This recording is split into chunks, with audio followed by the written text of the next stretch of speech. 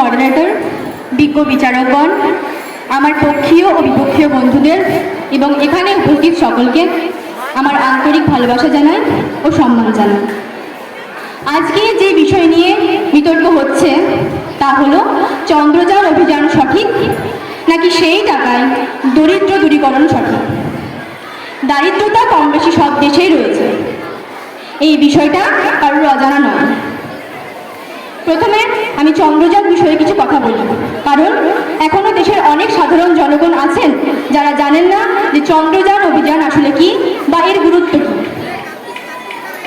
চন্দ্রযান অভিযান শুধুমাত্র আমাদের দেশের এক ঐতিহাসিক অর্জন নয়, এটি আমাদের দেশের সম্মান, সক্ষমতা। এর আগেও বহু দেশ চেষ্টা করেছেন চাঁদে পাড়ি দেওয়ার, অনেকে সফল হয়েছেন, আবার অনেকে সফল হননি। সেই দিক দিয়ে আমাদের দেশ সেই প্রথম দেশ যে কিনা অন্যান্য দেশের তুলনায় অনেক কম খরচে মাত্র 612 কোটি টাকায় চন্দ্রযান অভিযান সফল করেছে। তার জন্য আমি আমার দেশের প্রতি গর্বিত এবং প্রত্যেক ভারতবাসীর উচিত এর জন্য গর্ববোধ করা। আমি বলছি না যে দরিদ্রতা দূরীকরণ গুরুত্বপূর্ণ নয়, অবশ্যই তা গুরুত্বপূর্ণ, কিন্তু এর মানে এই নয় যে বিজ্ঞানকে থামিয়ে রেখে এইসব কাজকর্ম করা হবে। ভারতে এমন অনেক শিল্পপতিরা রয়েছেন যারা এর থেকে অনেক বেশি টাকা ব্যয় করে তাদের বিলাসবহুল জীবনযাপন করছেন, স্থাবর অস্থাবর সম্পত্তি কিনছেন। আগে তাদের বলুন সেই সমস্ত জিনিসপত্র বন্ধ করতে, সেই টাকা দান করতে।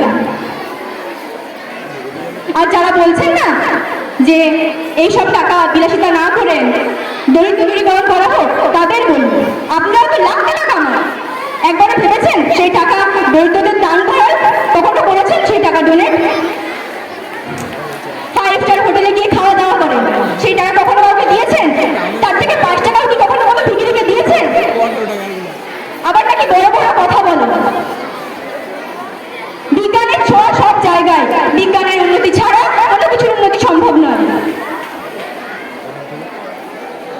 আবার অনেকে বলছেন যে ছেঁড়া টাকায় শুয়ে লাখ টাকার স্বপ্ন দেখাটা কি উচিত নয়।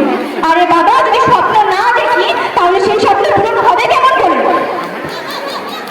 যদি সত্যি দেশের উন্নতি চান, দরিদ্র দূরীকরণ করতে চান, তাহলে আগে দেশের উন্নতির কথা ভাবুন। কারণ দেশের উন্নতি হলে দেশের জনগণের উন্নতি হবে। আর এখনকার যুগে শুধুমাত্র খেয়ে পড়ে বেঁচে থাকাটা আমাদের লক্ষ্য হওয়া উচিত নয়। মাথা উঁচু করে সম্মানের সাথে বেঁচে থাকাটা আমাদের কর্তব্য। এই ছোট্ট একটা প্রকল্প, এই ছোট্ট একটা অভিযান যা কিনা আমাদেরকে দেশের প্রথম সারিতে এনে দাঁড় করিয়েছে। আমরা এখন প্রথম সারির দেশ, মাথা উঁচু করে তা আমরা গর্বের সহিত বলতে পারি। এরপর আমার পক্ষীয় এবং বিপক্ষীয় বন্ধুরা তাদের মত প্রকাশ করবেন। আমি এখানে আমার বক্তব্য শেষ করছি। নমস্কার।